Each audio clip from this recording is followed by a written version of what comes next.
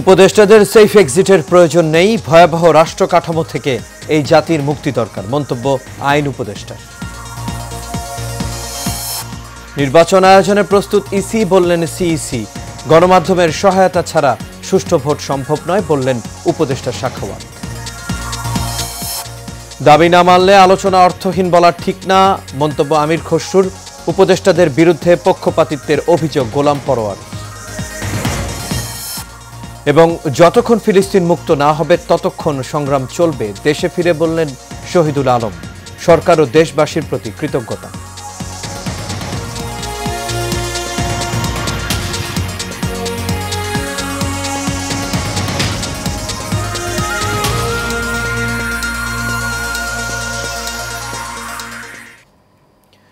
সবাইকে স্বাগত এশিয়া নিউজে। দর্শক, পুরো সংবাদ জুড়ে আপনাদের সঙ্গে আছি আমি আনোয়ার রাজ। এতক্ষণ শুনছিলেন বিআরবি কেবল ইন্ডাস্ট্রিজ লিমিটেড সংবাদ শিরোনাম। এবার চলে যাচ্ছি পুরো খবরে।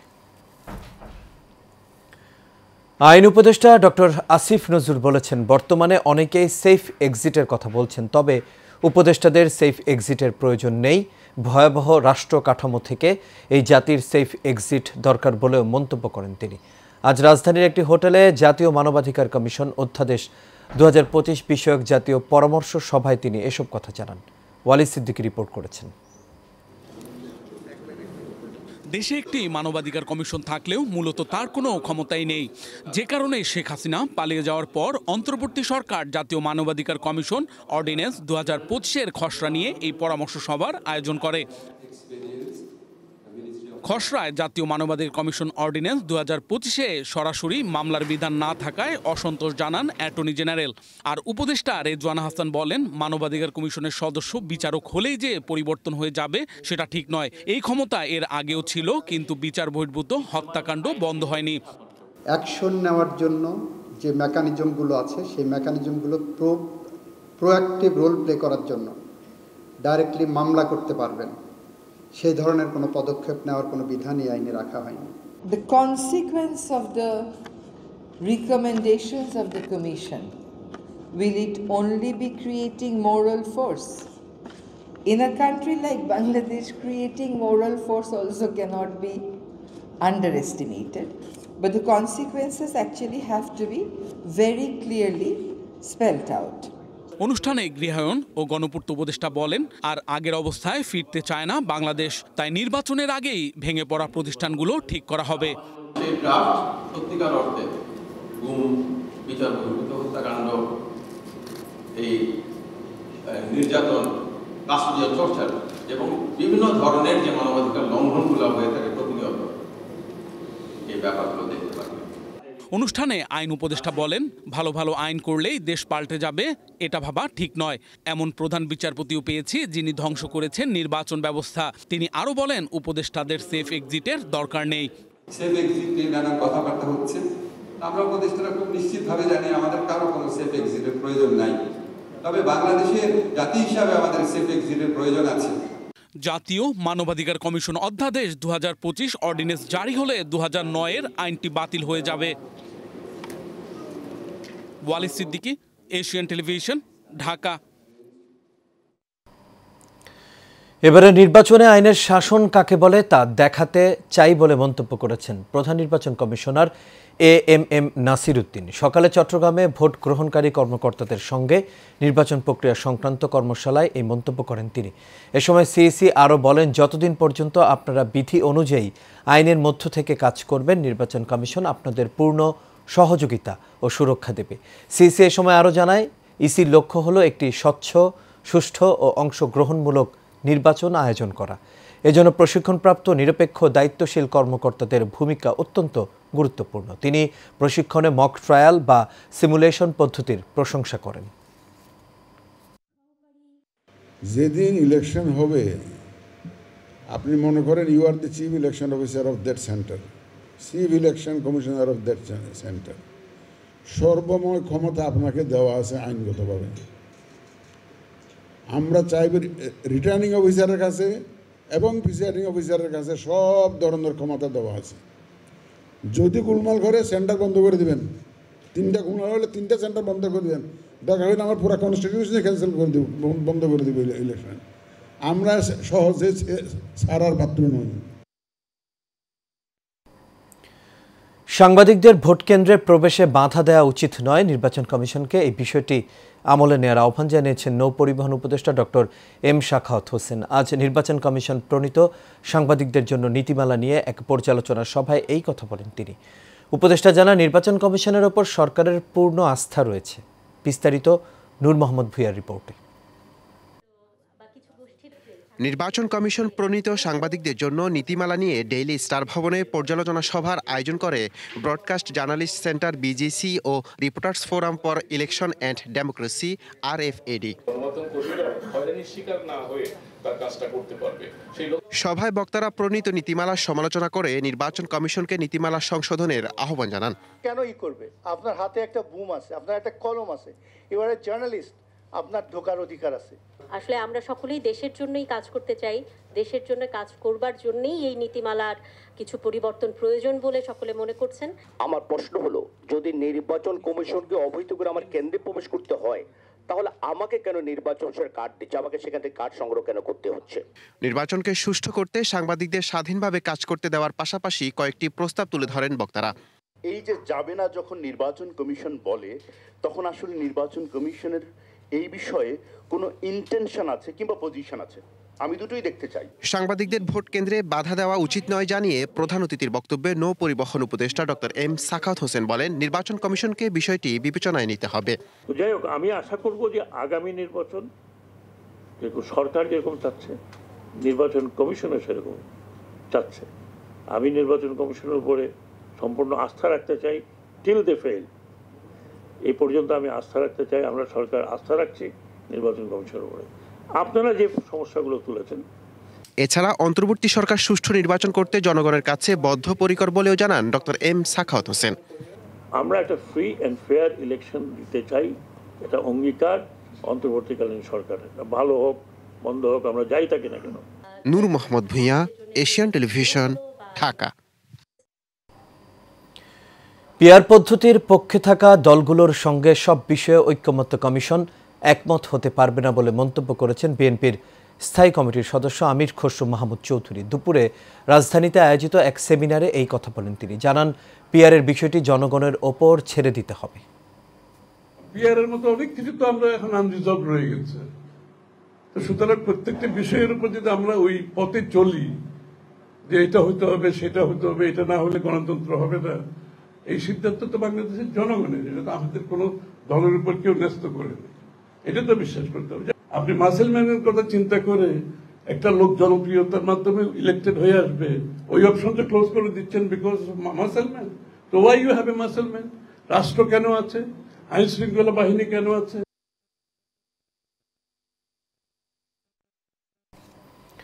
নির্বাচন যত ঘনিয়ে আসছে, প্রশাসন ও সরকারের কিছু উপদেষ্টাদের মধ্যে অস্থিরতা দেখা দিচ্ছে বলে মন্তব্য করেছেন বাংলাদেশ জামায়াতে ইসলামীর সেক্রেটারি জেনারেল মিয়া গোলাম পরোয়ার। সকালে খুলনার পাইকগাছা সরকারি কলেজ মাঠে উপজেলা জামায়াতে ইসলামীর সমাবেশে প্রধান অতিথির বক্তব্যে তিনি এই মন্তব্য করেন। এই সময় তিনি অভিযোগ করে বলেন, উপদেষ্টাদের কেউ কেউ গোপনে একটি দলের সঙ্গে যোগসাজশ করে তাদের ক্ষমতায় আনতে কাজ করছেন।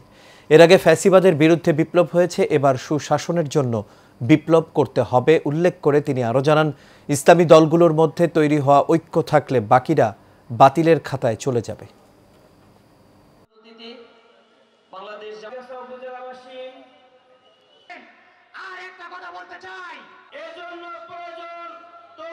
প্রশাসন এবং সরকারের অভ্যন্তরে কিছু উপদেষ্টাদের মধ্যে কেন যেন একটু অস্থিরতা দেখা যাচ্ছে, নাকি বলেন?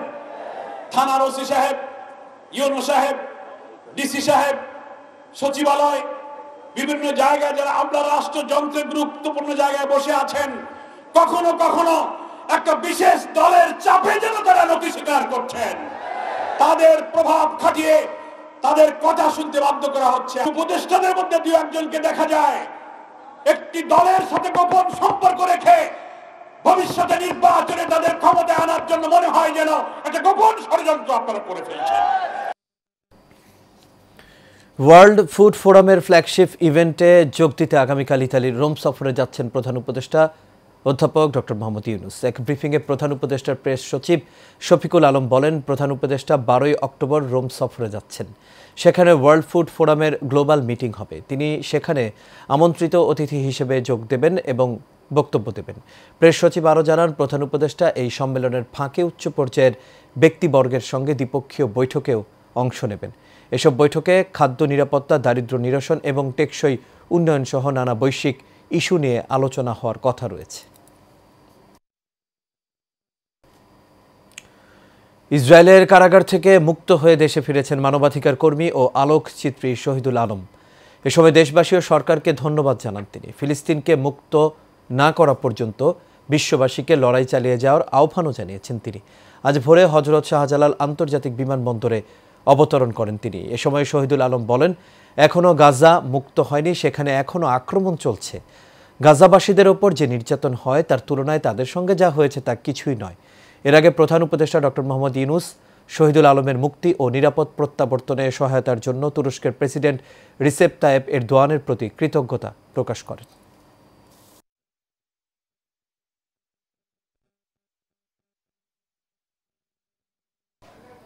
দর্শক, সংবাদে নিচ্ছি বিআরবি কেবল ইন্ডাস্ট্রিজ লিমিটেড বিরতি, আর ফিরে এসে অন্যান্য খবরের সঙ্গে আরও যা থাকছে।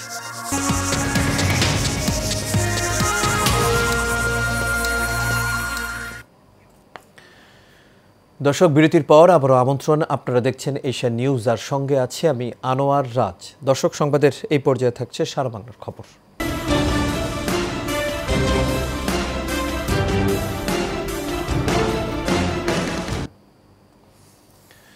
জমি নিয়ে বিরোধের জেরে গাজীপুরের গাছা এগ্রোর বিরুদ্ধে ষড়যন্ত্র করে চলেছে একটি মহল। বৈধ জমিতে এগ্রো প্রজেক্ট করা হলেও সন্ত্রাসী দিয়ে বিভিন্নভাবে ভয়ভীতি ও হামলা চালানো হয়েছে কয়েক দফা। এমন পরিস্থিতিতে থানায় অভিযোগ দিয়ে মিলছে না সুরাহা। শরীফুল ইসলামের রিপোর্ট, জানাচ্ছেন মাজহারুল আমিন শুভ।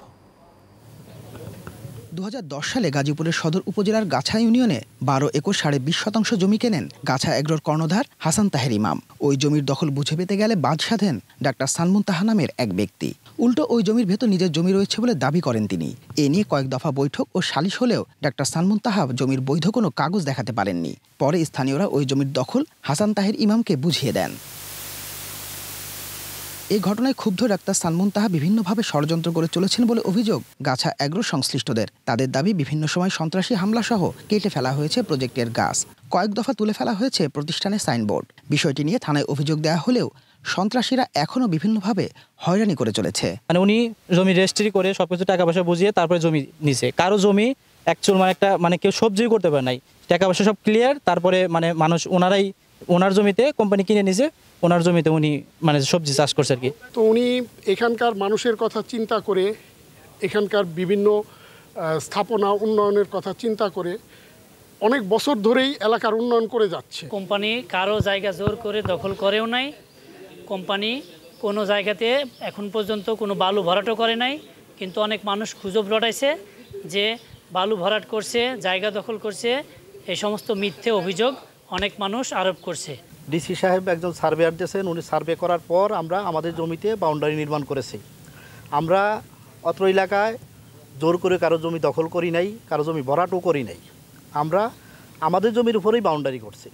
গাছা এগ্রোর কাছে জমি বিক্রেতা ও স্থানীয়রা জানান, হাসান তাহের ইমামের কাছে সঠিক মূল্যে জমি বিক্রি করেছেন তারা। তাছাড়া হাসান তাহের ইমাম এখানে গাছা এগ্রো প্রতিষ্ঠার পর থেকে এলাকার উন্নয়নে বিভিন্ন কার্যক্রম পরিচালনার পাশাপাশি অসহায় দুস্থ মানুষদের বিনামূল্যে চিকিৎসা ও শিক্ষার ব্যবস্থা করেছেন। স্থানীয়দের স্বাবলম্বী করতে ঋণ সহায়তা সহ আর্থিক সহযোগিতা করে চলেছেন বিভিন্ন স্কুল, মাদ্রাসা ও মসজিদে। বাবারা, আমি ইচ্ছা করে বেচছি আমারটা, আমি বাগার থেকে বেচছি। আমার একটু জায়গা আমি সিফাত পেরে গেছি, আমার চলার সমস্যা। এরপরে আমি একটু জায়গা বাড়াই অন্য গিয়ে লইতাম পারছি, দেখে আমি একটা বেচে বেগাটা করে দিয়ে গেছি। আমার ব্যবসা ছাড়া 4 ভাই 4 জনে বিক্রি করছে, কোম্পানির কাছে এককালীন টাকা পাইছে, রেজিস্ট্রি করে দিয়েছে, কোনো ঝামেলা নাই, কারো জমিন জোরে নেয় না কোম্পানি। আমি শহীদ ভাইয়ের আন্ডারে গেছি পরে কোম্পানিতে আমার টঙ্গি বাজার রেজিস্ট্রি করে নগদ টাকা দিয়ে দিচ্ছে। তারা আমার লোক কিছু ঝামেলা করে নাই, কারোর সাথে আমরা ঝামেলা করতে দেখিও নাই। এই ব্রিজে উঠলই দেখুন যায় যে যে অ্যাঙ্গেলটা আছে, হ্যাঁ বেকাতারা হইছে, মানুষের জায়গা থুইয়া বাউন্ডারি করছে। উদ্দেশ্য প্রণোদিতভাবে ষড়যন্ত্র চলছে দাবি করে স্থানীয়রা বলছেন, সন্ত্রাসীরা যতই প্রভাবশালী হোক তাদের বিরুদ্ধে নেওয়া হোক কঠোর ব্যবস্থা। মাজহারুল আমিন শুভ, এশিয়ান টেলিভিশন।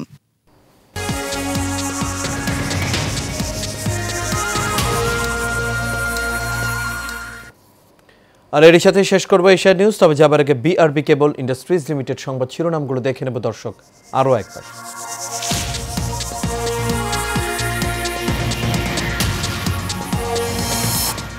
উপদেষ্টাদের সেফ এক্সিটের প্রয়োজন নেই, ভয়াবহ রাষ্ট্র কাঠামো থেকে এই জাতির মুক্তি দরকার, মন্তব্য আইন উপদেষ্টা। নির্বাচন আয়োজনে প্রস্তুত ইসি, বললেন সিইসি। গণমাধ্যমের সহায়তা ছাড়া সুষ্ঠু ভোট সম্ভব নয়, বললেন উপদেষ্টা সাখাওয়াত। দাবি না মানলে আলোচনা অর্থহীন বলা ঠিক না, মন্তব্য আমির খসরুর। উপদেষ্টাদের বিরুদ্ধে পক্ষপাতিত্বের অভিযোগ গোলাম পরোয়ারের। এবং যতক্ষণ ফিলিস্তিন মুক্ত হবে না ততক্ষণ সংগ্রাম চলবে, দেশে ফিরে বললেন শহীদুল আলম। সরকার ও দেশবাসীর প্রতি কৃতজ্ঞতা। দর্শক, এই ছিল আমাদের এখনকার আয়োজন। আমাদের পরবর্তী সংবাদ দেখার আমন্ত্রণ রইল। এতক্ষণ সাথে থাকার জন্য সবাইকে ধন্যবাদ।